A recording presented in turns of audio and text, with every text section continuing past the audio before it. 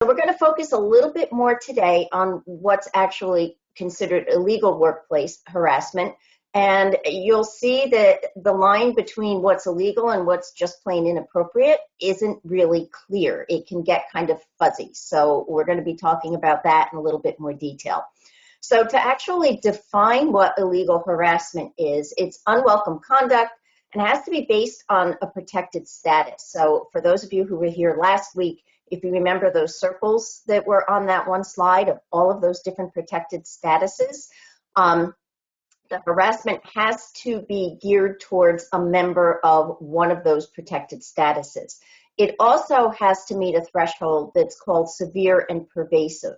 And it has to be severe and pervasive enough that it actually creates what's considered an intimidating, a hostile, or an abusive work environment, which isn't always abundantly clear.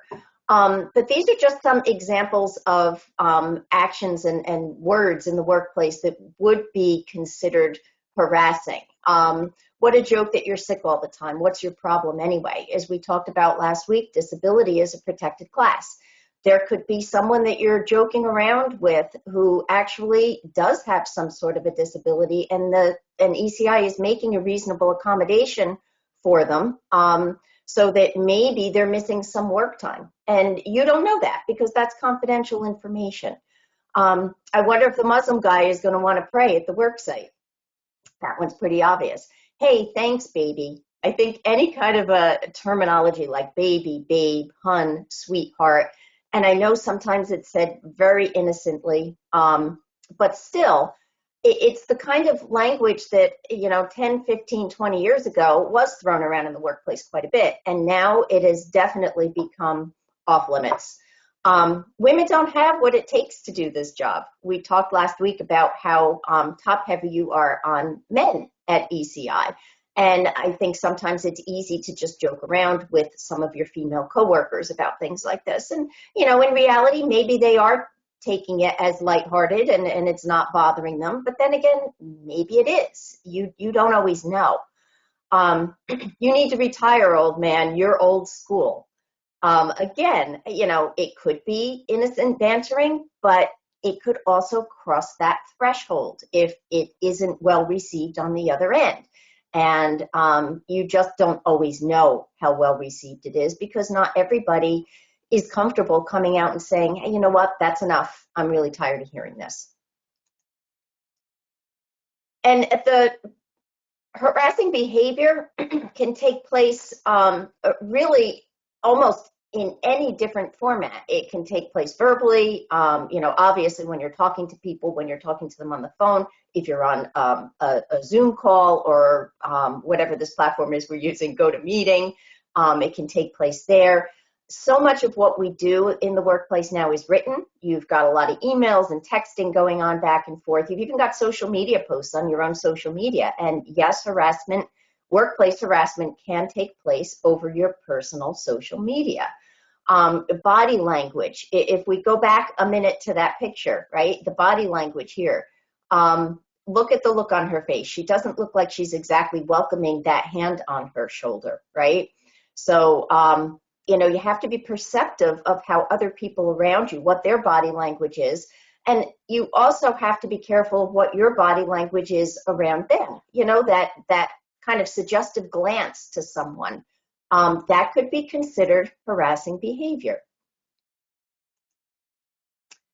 And, typically you think of harassment as sexual harassment and a male is harassing a female. But in reality, it can be any interaction that takes place in the workplace. And it doesn't even have to be employee to employee. As we talked about a little bit last week, it can be employee to client, employee to vendor, client to employee, vendor to employee. And, it can also be a female to male or a female to female or a male to male interaction. So the most common is that you think of, again, is the sexual harassment, the male to female. But it can really be anybody who communicates in the workplace. And most commonly, again, you're thinking that it can happen in the office, it can happen at a work site, but it can also happen off-site. It can happen at company-sponsored events, for example, a company picnic or a holiday party. It can absolutely happen on your own time, off-site, at social gatherings.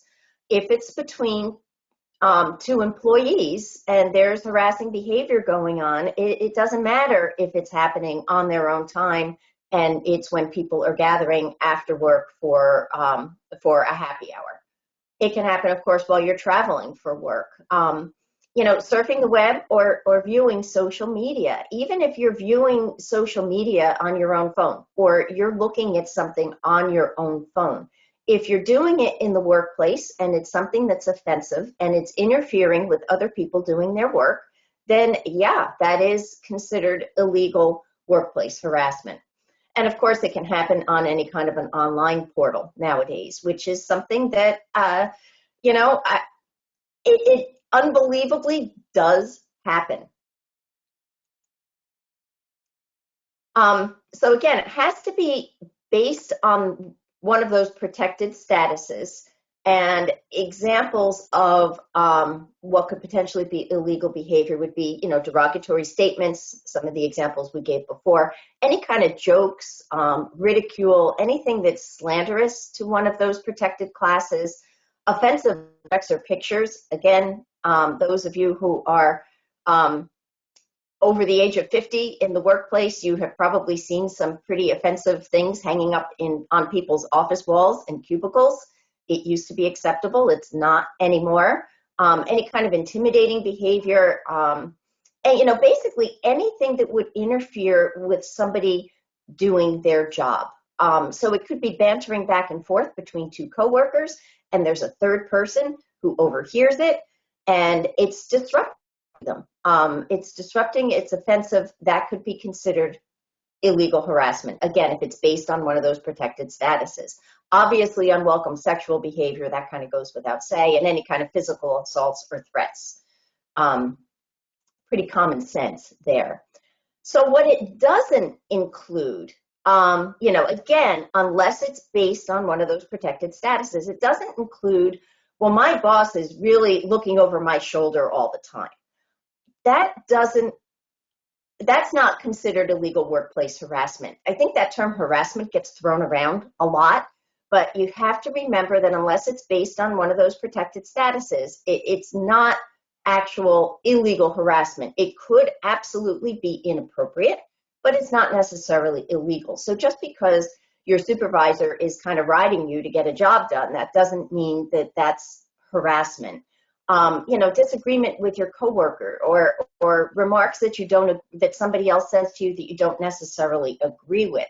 That's not harassment. Somebody giving you some sort of negative feedback or criticism, again, not harassment, unless you are being singled out because you're a member of a protected class. So say, for example, you've got a supervisor who is only closely supervising those that in the workplace that are people of color.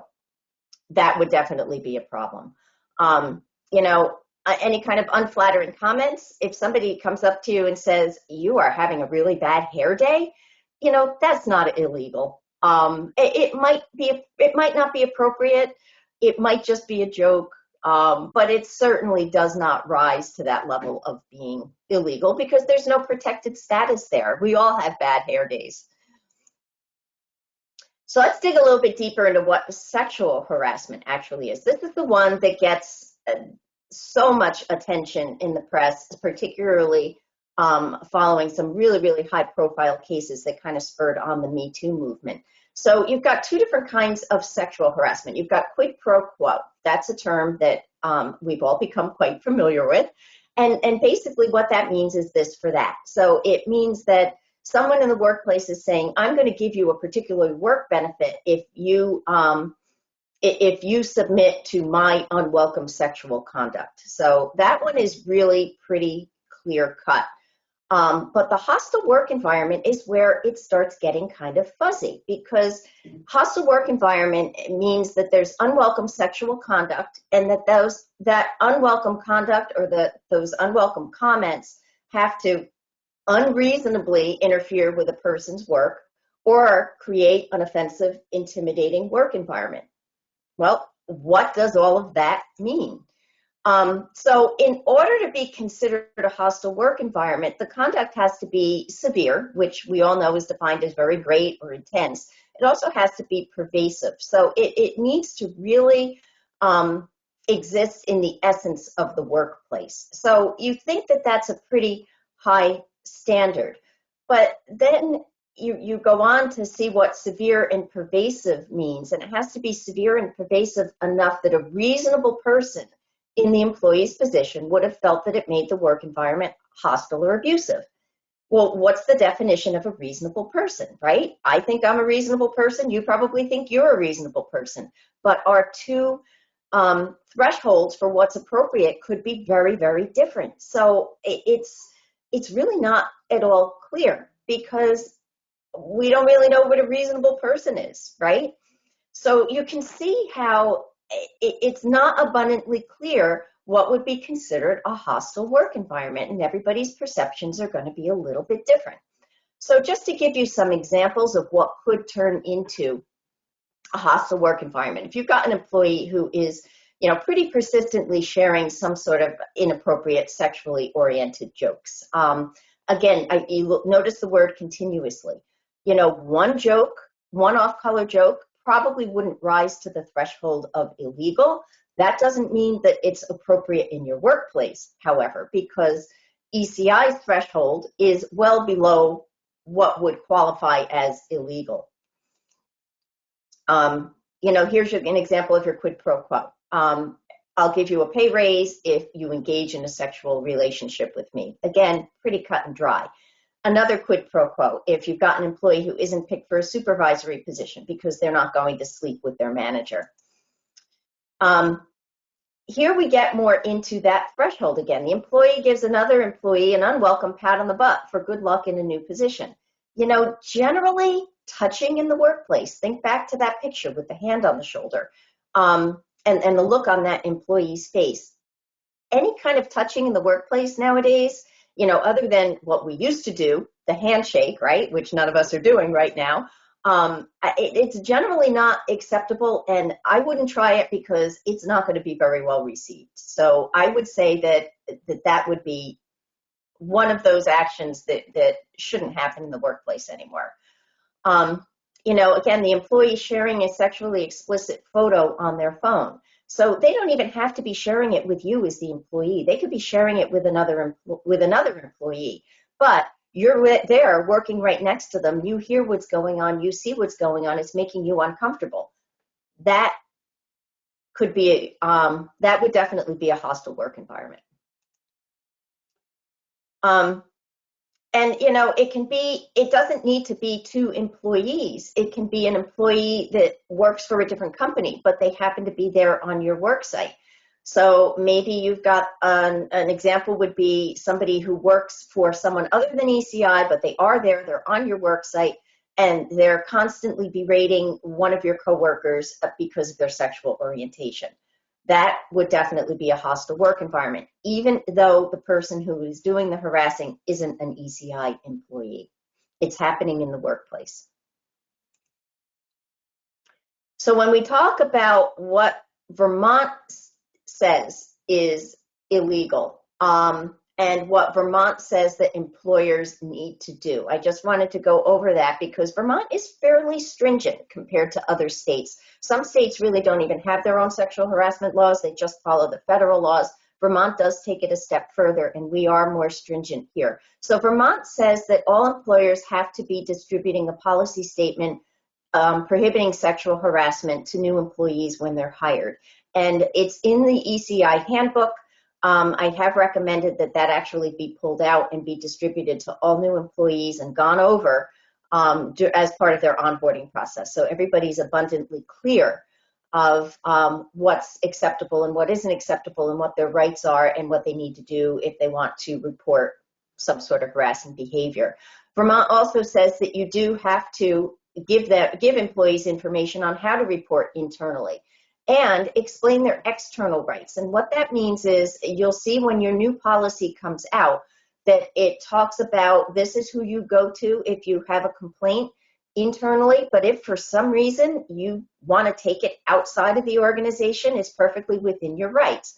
you always want to resolve things internally, because usually that's the most effective way of getting things done, right? You talk to somebody, you work it through, you bring it to Ben or Matt's attention, it gets worked out internally. But you do have a right to go to the state attorney general's office or to the federal EEOC agency if you feel that the situation warrants it.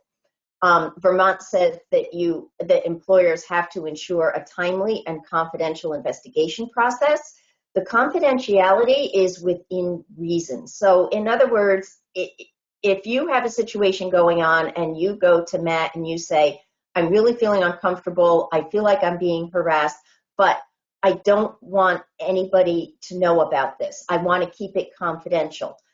Reality is, if it's happening to you, it's probably happening to other employees as well.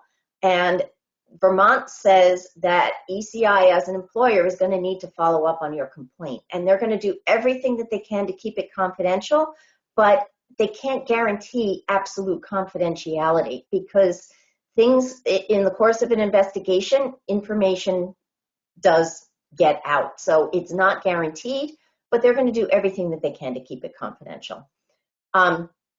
Vermont also says that employers have to be committed to taking action against employees who engage in sexual harassment, or supervisors that allow the behavior. So supervisors really can't just be turning their back and saying, oh, I don't think that really warrants my interaction here. I'm just going to look the other way and hope that it doesn't happen again.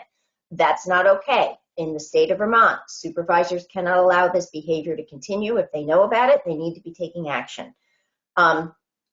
It also says that you need to, as part of your policy, prohibit retaliation against employees who report harassment or against employees who participate in investigation. So if you as an employee are ever asked to participate in investigation, to give information about what you might know about a particular workplace situation, you need to be, it's good to know that you are protected from any kind of retaliatory action in the workplace.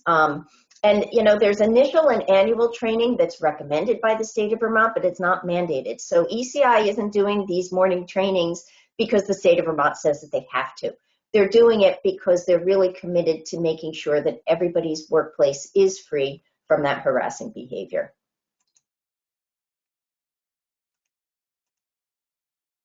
So in 2018, just so that you know, we've discussed this already, those protections have been extended to anybody that a worker interacts with in the workplace. So that would be anybody who's hired to perform work or services, that would be your vendors, or anybody else from other companies that might be working on your work site, anybody who might be considered an independent contractor. They all fall under the umbrella of your anti-harassment policy. So just to talk a little bit more about what retaliation is, again, it can be, retaliation can happen against anybody who has come forward with any kind of a complaint, or anybody who has participated in a harassment investigation. And retaliation would be basically any kind of adverse action towards an employee who is in one of those situations. And that could include, poor performance reviews, singling them out for closer work scrutiny, as we talked a little bit about before, not giving somebody a promotion. It could be a whole range of issues, and that's not okay. It is illegal. It is prohibited under ECI's policy. So again, you don't have to worry about any kind of retaliation if you do feel that you need to come forward with a situation. I think we kind of, for the sake of time, I'm not going to go through these in too much. I already mentioned them a couple of minutes ago. What I did want to mention here, and this is a kind of an important piece, is again, when you get that harassment policy, the ECI's policy specifically says that the same rules for the sexual harassment policy also apply to all forms of discriminatory harassment. So again, think of what discriminatory harassment is. It's harassment in the workplace that is geared towards one of those protected classes. So all the rules that we just talked about for sexual harassment, the no retaliation, This is how you report a scenario. We are going to investigate it promptly. You are entitled to a prompt investigation. That applies for any kind of harassing behavior that's taking in the workplace, not just sexual harassment. So with that, if you have questions, as I mentioned earlier, feel free to send them to Matt or to Ben, and next week I'd be happy to go over them with you. I'm hoping to get a few questions next week since I didn't get any this week.